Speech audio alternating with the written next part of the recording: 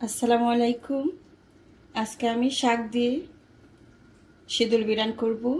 প্যানে তেল দিয়ে দেব।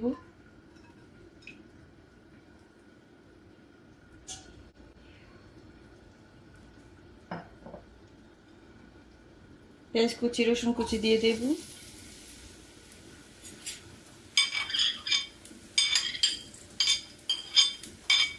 এভাবে যদি সিদুল বিরান করেন আর কিছুই লাগবে না, এটা অনেক মজা।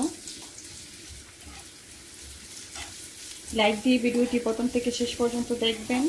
আমার চ্যানেলটিকে সাবস্ক্রাইব করে আমাকে সাপোর্ট করবেন। তা আমি হালকা গোল্ডেন কালার করে ভেজে নেব।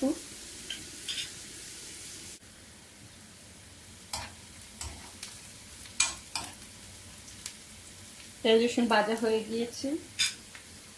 সিদুল ভালো করে ধুয়ে পরিষ্কার করে নিয়েছি, দিয়ে দেব। এখানে আমি লাল মরিচ নিয়ে নেব স্বাদ মতো। সামান্য হলুদের গুঁড়া, খুবই সামান্য। তো আমি সামান্য পানি দিয়ে গুলে নেব। পানি দিয়ে গুলে নিয়েছি, দিয়ে দেব।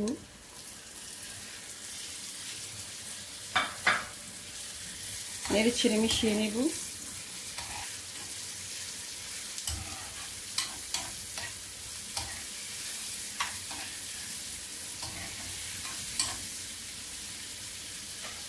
লবণ দিয়ে দেব স্বাদ মতন। তো নেড়ে ছেড়ে কিছুক্ষণ রান্না করে নেব।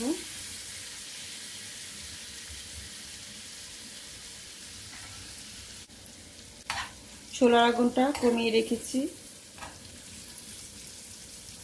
শুটকি সিদ্ধ হয়ে গিয়েছে।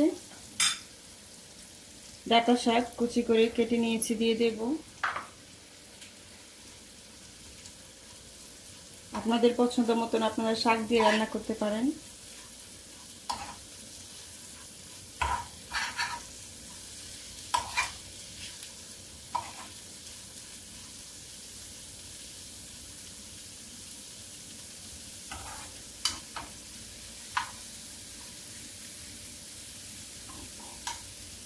তা নেড়ে ছেড়ে রান্না করে নেব।